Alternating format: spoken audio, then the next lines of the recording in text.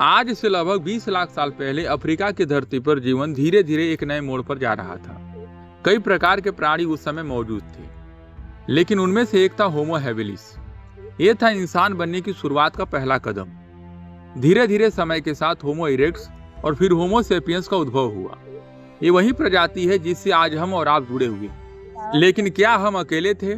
नहीं, धरती पर और भी मानव प्रजातियां थीं, जैसे निएंडरथल जो यूरोप में रहते थे और डेनिसोवंस जो एशिया में रहते थे। इनमें से कई विलुप्त हो गए, लेकिन होमो सेपियंस केवल जिंदा नहीं रहना सीखा, बल्कि पूरी पृथ्वी पर फैल गए। तो सवाल ये उठता है कि आखिर ऐसा क्या हुआ था हमारे अंदर जो कि हम बाकियों से अलग थे?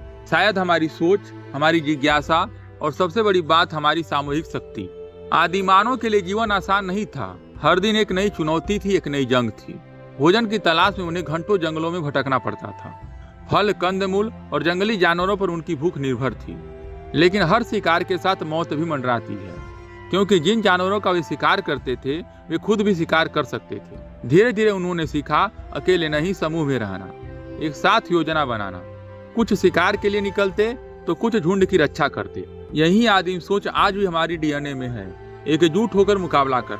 उन्हें हथियारों की जरूरत महसूस हुई, तब उन्होंने बनाना शुरू किया नुकीले पत्थर, लकड़ी के भाले और हड्डियों से बने औजार। यही वो पल था जब इंसान ने प्रकृति से कहना शुरू किया, अब मैं सिर्फ भागूंगा नहीं, मुकाबला भी करूंगा। प्रकृति ऐसी शक्ति है जिसे आज भी पूरी तरह समझ पाना मुश्किल है, लेकिन हमारे पूर्वजों के पास तो कोई विज्ञान भी नहीं था। फिर भी उन्होंने मौसम से जूझना सीखा। कभी बर्फ की चादर ने सब ढक लिया, तो कभी गर्मी ने प्यास से तड़पाया। बारिश की एक तेज रात उनके लिए जानलेवा साबित हो सकती थी, इसलिए उन्होंने आश्रय ढूंढना शुरू किया। गुफाएं जो उन्हें बारिश और जानवरों से सुरक्षा देती थी। धीरे धीरे उन्होंने घास और लकड़ियों से झोपड़ियां बनाना शुरू की। ये थी उनकी पहली कोशिश, एक घर बनाने की। ठंड से बचने के लिए जानवरों की खाल पहनने लगे। यही वह समय था जब उन्हें आग की सबसे ज्यादा जरूरत महसूस हुई। हर मौसम ने उन्हें कुछ सिखाया, बदलाव के साथ जीना। ये लचीलापन ही था जिसने उन्हें हर परिस्थिति में जिंदा रखा। मानव को हमेशा से एक बात अलग बनाती आई है, उसका संवाद करने का तरीका। शुरुआत में भाषा नहीं थी, लेकिन जरूरतें थीं। डर, भूख, सुरक्षा, सब कुछ दूसरों तक पहुंचाना जरूरी था। यहीं से शुरू हुआ था भाषा का जन्म, ध्वनियों से, इशारों से और फिर धीरे धीरे शब्दों से। जब एक इंसान दूसरे से जुड़ने लगा, तब समाज का निर्माण हुआ। अब वे अकेले नहीं रहते थे, समूह में रहते थे। एक साथ शिकार करते, खाना बांटते, बच्चों की देखभाल करते। हर किसी की भूमिका तय थी, कोई शिकारी, कोई भोजन संग्रह करता, कोई संरक्षक। यहीं से शुरू हुई मानव समाज की पहली झलक। और जब साथ रहना शुरू किया तो नियम बने, परंपराएं बनी और धीरे धीरे जन्म हुआ संस्कृति का। जब इंसान सोचने लगा तो सवाल भी उठने लगा, बारिश क्यों होती है? दिन के बाद रात क्यों आती है? मौत क्या होती है? इन सवालों के जवाब विज्ञान के पास नहीं थे, लेकिन इंसान के पास थी कल्पना। और यहीं से जन्म हुआ आस्था का। आदि मानव मानने लगे कि कुछ शक्तियां हैं जो सब कुछ चलाती हैं। सूरज, चांद, आग, पानी, सब पूज्य हो गए। जब कोई अपने झुंड में मरता तो उसे जमीन में दफनाया जाता, कुछ खास चीजों के साथ। ये दर्शाता है कि वो मानते थे कि जीवन के बाद भी कुछ है। शायद यहीं से धर्म और आत्मा का बीज बोया गया, एक ऐसा विश्वास जो उन्हें भावनात्मक सहारा देता था और एकता में बांधता था।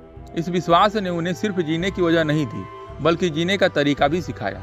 जब पेट भर गया और जान की सुरक्षा हो गई तो इंसान ने कुछ और चाहा, खुद को अभिव्यक्त करना। यहीं से शुरू हुआ कला का जन्म, एक ऐसी शक्ति जो आज भी इंसान की आत्मा को छूती है। आदिमानव ने गुफाओं की दीवारों को कैनवस बना लिया, जानवरों, हाथों, सूर्य और जीवन के दृश्यों को रंगों से उकेर दिया। इन चित्रों में केवल सौंदर्य नहीं था, यह उनकी कहानी थी। उनका डर, उनका विश्वास, उनका संघर्ष, सब कुछ इन चित्रों में समाया गया था। कहीं कहीं संगीत भी था, पत्थरों को बजाना, लकड़ियों की स्थाप और सामूहिक नृत्य। यह सब दिखाता था कि इंसान सिर्फ जीवित नहीं रहना चाहता था, वह महसूस भी करना चाहता था। यही रचनात्मक थी जिसने उसे जानवरों से अलग किया और इंसान बनने की दिशा में एक और कदम आगे बढ़ा दिया। हजारों सालों तक इंसान सिर्फ खाना बदोश था, एक जगह से दूसरी जगह पानी और भोजन की तलाश में भटकता रहा। लेकिन फिर एक क्रांति हुई, खेती की क्रांति। जब आदिमानव ने देखा कि बीज जमीन पर गिरकर खुद उगाते हैं, तब उन्होंने सीख लिया कि अब हम खुद उगा सकते हैं। यही था उस युग का सबसे बड़ा मोड़। अब उन्हें हर वक्त भटकने की जरूरत नहीं थी। वे एक ही जगह रहने लगे, मिट्टी की झोपड़ियां बनाने लगे, जानवरों को पालतू बनाना शुरू किया। गांवों का जन्म हुआ और इसके साथ जन्म हुआ सभ्यता का। कभी जो जंगलों में शिकार करता था, अब वो हल चलाने लगा। कभी जो जंगली जानवरों से डरता था, अब उन्हीं को पालने लगा। यही वह कदम था जिसने इंसान को प्रकृति से नियंत्रित होने वाले प्राणी से प्रकृति को नियंत्रित करने वाला प्राणी बना दिया। और यहीं से शुरू हुआ असली कहानी आज की हमारी आधुनिक दुनिया की। आज हम चांद पर पहुंच गए, आर्टिफिशियल इंटेलिजेंसी बना रहे हैं, लेकिन क्या हम भूल चुके हैं कि हम कौन थे? हम उन्हीं आदिमानवों की संतति हैं जिन्होंने जंगलों में आग जलाई, गुफाओं में चित्र बनाए और तूफानों से लड़कर सभ्यता की नींव रखी। उसके पास कोई टेक्नोलॉजी नहीं थी, लेकिन फिर भी जिज्ञासा, संघर्ष और सीखने की आग थी। और शायद यही बात हमें आज भी इंसान बनाती है। हमने लंबा सफर तय किया, पेड़ की छांव से लेकर गगनचुंबी इमारतों तक, लेकिन वो बीज जो हमारे पूर्वजों ने बोए थे आज भी हमारे भीतर कहीं जीवित है। तो अगली बार जब आप अपनी चारों ओर की दुनिया को देखें तो कुछ पल रुक कर सोचिए, हम यहाँ तक कैसे पहुँचे।